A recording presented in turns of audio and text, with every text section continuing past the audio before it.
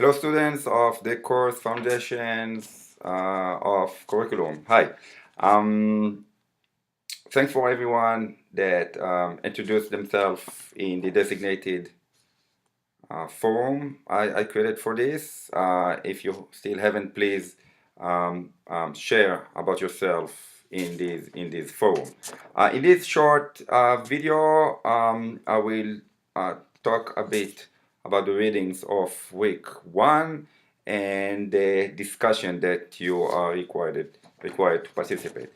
First, some general comments about the readings. So readings might take a lot of time for you. Might find that it take maybe a whole day to read a typical paper, 20-page length or something like this.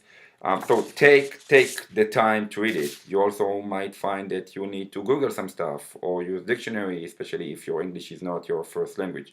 So really plan in advance to do the readings. You probably will learn a lot of new things, and that's how it's supposed to be. You also probably will see that you're learning a lot of stuff beyond education itself this week, stuff that has to do with philosophy and sociology, and it's because those are fundamental readings about curriculum. You will also start, and I'm asking you to start looking at format of citation and format of APA, the kind of citation format we use. Specifically about the readings, we already start this week dealing with curricular dilemmas. You will start to see the links between curriculum and aims of education and politics and teaching and instruction, and you will see that some names repeat across some of the readings. Names like Rousseau and Dewey, philosophers of education. We will also later in this course read specifically text by Dewey. Some brief comments about the two authors. Egan is a prominent philosopher of education from Simon Fraser University in British Columbia in Canada, and the other author also currently Canadian or originally from Malta, John Portelli, the professor at OISE University of Toronto in Ontario, and he was also one of my PhD course supervisors. We have 3 readings this week. The first one, and this is the order that I recommend to read. First one by Egan from 2001, Why Education is So Difficult and Contentious. By the way, I uploaded an unlocked version of this paper, so you can copy and paste text if you want. So in this paper, Egan criticizes all 3 big ideas or ideals of education that he identifies, and says that they are all significantly flawed. So he's taking a very critical approach. The other paper by Portelli and Menashe, individual and community aims of education. In this paper or chapter, they review one major distinction regarding aims of education: individual aims and community aims of education.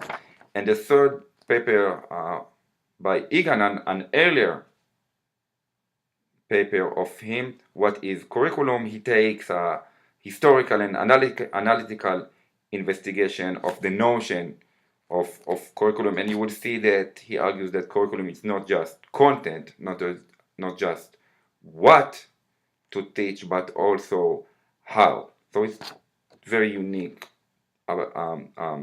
view on what is curriculum, and he also says that curriculum becomes very ambiguous, as I said, away from only questions of content.